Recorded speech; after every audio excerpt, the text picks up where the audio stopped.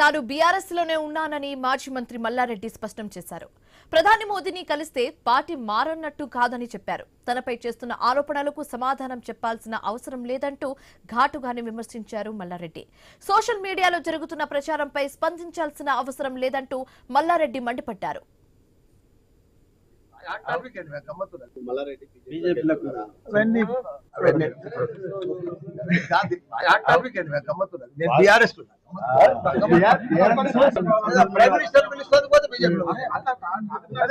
నడిపించుకో నాదే పోయింది ఖండించాలేందుకో బీజేపీలకు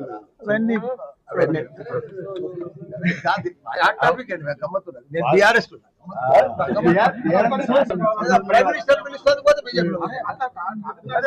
నడిపించుకో నాదే పోయింది ఖండించాలేందుకో బీజేపీలకు